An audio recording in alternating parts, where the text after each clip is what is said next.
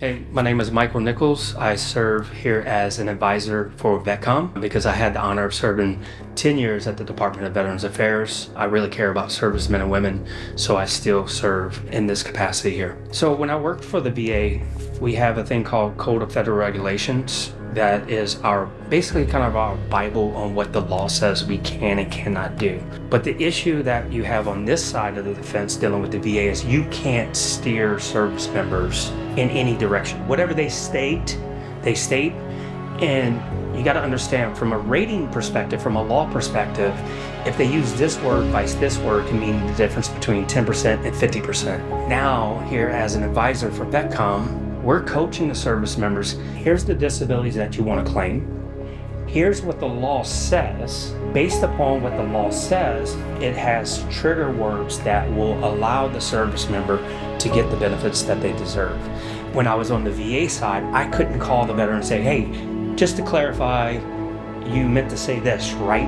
That would be considered coaching, and that was kind of against the policies and procedures. Whatever the veteran said, we took it at face value.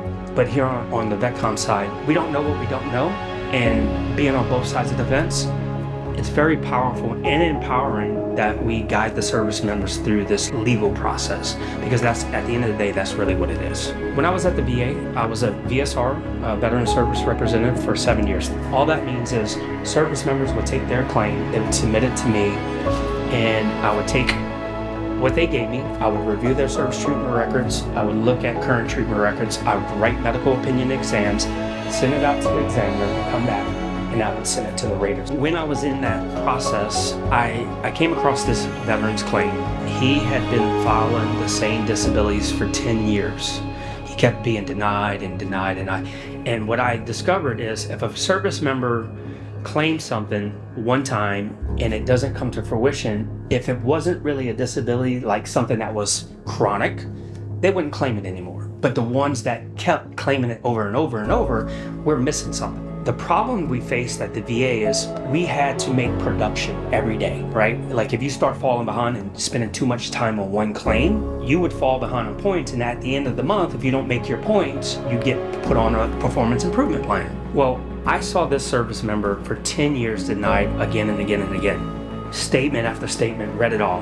I called the veteran and said, hey, I just spent half the day reviewing your entire claim.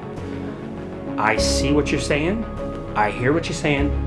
The phone's all yours. Tell me what happened. And he gave me the whole story. He was active duty in the Marine Corps. When you're in the Marine Corps, when you go to combat, they make a copy of your service treatment records. So you have two records. You have one that goes to combat with you and the one that stays back. He got hurt in combat. He was a motor transport mechanic. He was test driving a vehicle that had some issues, and the hood flew up and hit him in the face. He got TBI, had some anxiety and depression from all that. I basically was able to say, okay, here's the facts. Here's what I'm seeing. Do you have the buddies that can corroborate your statement? Because remember, I didn't coach you to what to say. I said the phone's all yours. I'm just going to make notes as you talk. And as he gave me the benchmarks that I need, I was able to say, okay, now that you said this, which triggered X, now I can give you Y, right? And so it was me taking extra time, walking the service member through the methodical process so they know what to say, what not to say. If he would have known, your service treatment records were lost and never came back, so that's why they keep being denied. But if you get a buddy statement to say, hey, I was here, and give us pictures, which he did, fast forward, after 10 years, I was able to get him to 90% service connected, and then I kept working with him and got him to 100%. That's just one example of the difference, right? On the VA side, veterans are swinging blind. On the VetComm side, we're guiding the service member through the methodical process. We're giving them the insight information. It's not, just so you know, it's public knowledge, right? It's public information, but most people don't know what to do. And I only know what to do because I served 10 years at the VA. Now here on the VetComm side, it's a minimal service fee for us coaching people through the process. We all need mentors. No matter how successful we are, everybody needs a coach, everybody needs a mentor. We're just coaches and mentors for veterans. I would think that most service members, most people that are 65 and older, what I noticed is back in those days, they would get out of the military without filing any disability claim. So a lot of the older men and women that served don't know that they can get service connected for hearing loss or tinnitus or PTSD. They have no clue. But what I notice is they go all these years and they look back one day and see all the destruction that they left behind because they've had no help, they've had no support.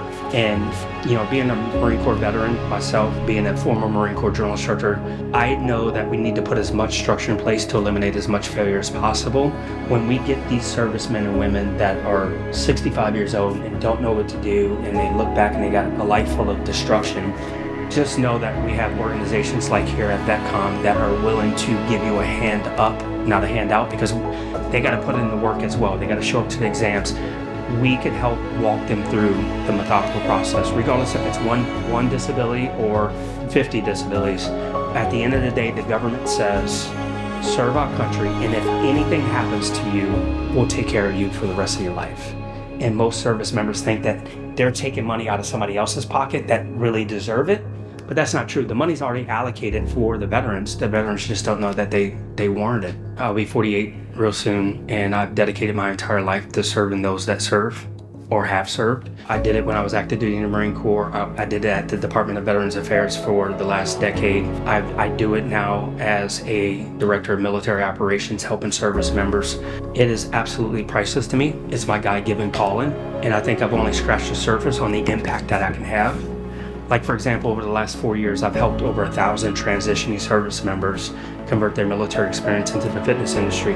As an advisor here for VetComm, we're helping service members with 2 roadmaps. One is, what do they need to do to get their VA's disability compensation?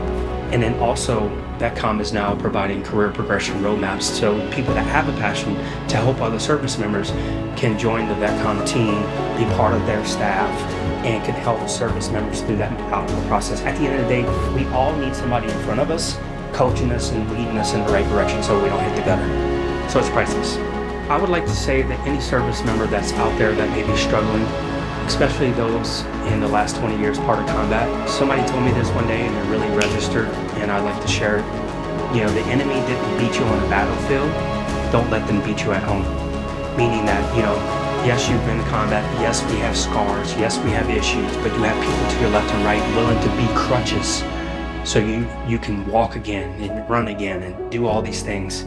Don't let them beat you at the home front because they didn't beat you on the battlefield.